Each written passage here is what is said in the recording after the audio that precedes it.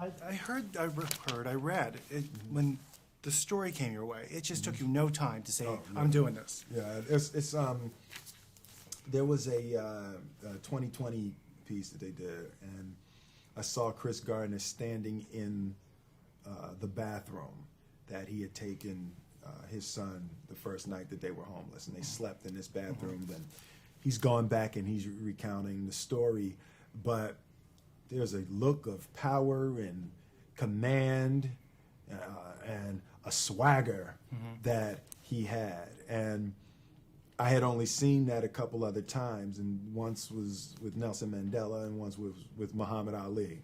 So it's almost like I could see the look of a journey, and I knew that I wanted to be a part of bringing it to the screen. Obviously, scripts like that don't, or stories like that don't come up a lot for you. No. So No, they don't. And this, in Hollywood years, this thing happened in the blink of an eye. 2 years from idea to finished film is unheard of.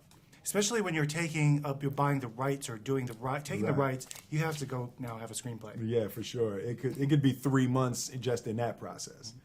When you were casting, and everyone's probably asking you, working with your son, was that something that just happened at the spur of the moment, or were you thinking about, would be nice to work with my son in the movie? You know, he we shoot shorts and do things at the house all the time, so he's very, very camera savvy.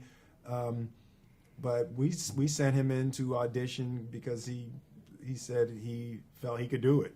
So he went in and auditioned, and you know, a couple of weeks later, he's still in the running and down to 20 kids and then 10 kids. And Gabriele Muccino, in his deep Italian accent, he said, "Well, I must have your baby. I must have your baby."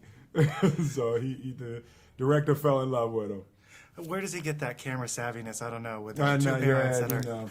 But I was saying, you know, all Jada and I did was, you know, we went to Mexico and got some tequila, and 9 months later he popped up. Yeah. So that was the extent of our participation. Now, does he want to act now? Yeah, he full time.